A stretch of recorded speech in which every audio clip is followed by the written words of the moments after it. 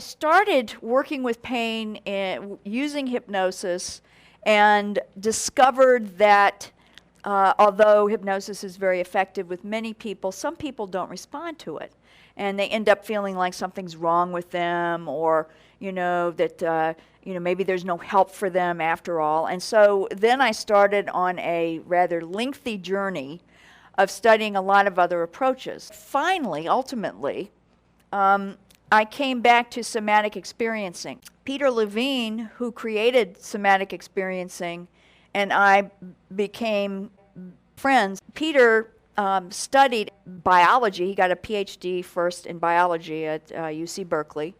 And then he got interested in psychology and got his Ph.D. in psychology. So he combines his love of biology and interest there with psychology and how to work with people. And he learned, was very curious in observing animals in their habitats in different parts of the world. And he noticed that animals who were threatened with their lives many times a day, I mean, it's just routine for them out in the jungle, didn't show any lasting signs of trauma. They would just go about their business the next day as if nothing had happened the day before. And he noticed that, of course, as we all know, human beings, when they experience trauma or are threatened in some way, even if it's just one experience like that, the effects can last for a long time. So he wondered, well, why is that? What's the difference? Why do animals recover so quickly and thoroughly and we don't? Sometimes distraction is very useful. How many of you who have ongoing pain conditions have noticed that when you're engaged in something that really has your full attention, you don't notice the pain.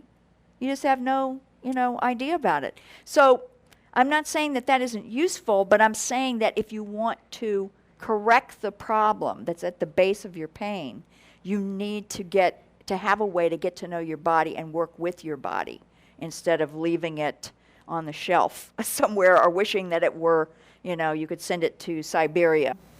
Somatic experiencing, which I mentioned a little while ago, is a natural approach to working with the body, and we apply it to healing trauma and pain, and it's really the core of what we do.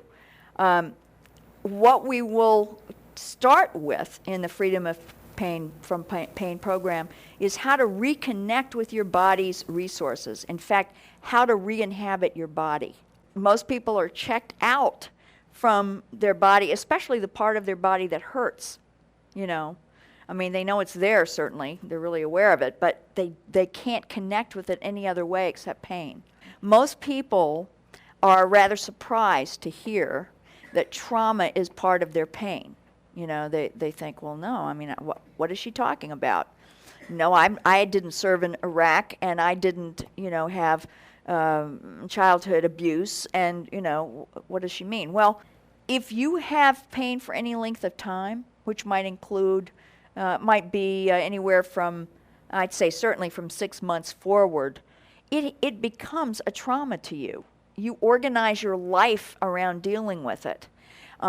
It catches you off guard sometimes when you have a pain flare-up, and you get to the point where you feel beaten down by it and overwhelmed by it, and some of you know exactly what I mean. Our approach to pain has to do with the trauma link and the way trauma gets held in the body, and we learn about that from animals. And animals have three choices when it comes to threat to survival, and that is they can fight back, they can run like hell and escape, or if they can't do either of those things, they freeze.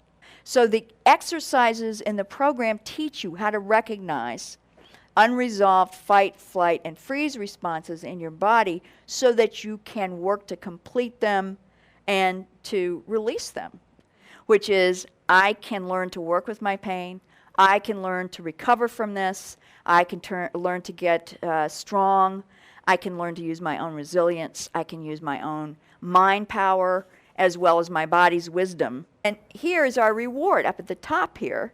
If we resolve all these things, we're able to regulate our pain, We are integrated. We're whole human beings.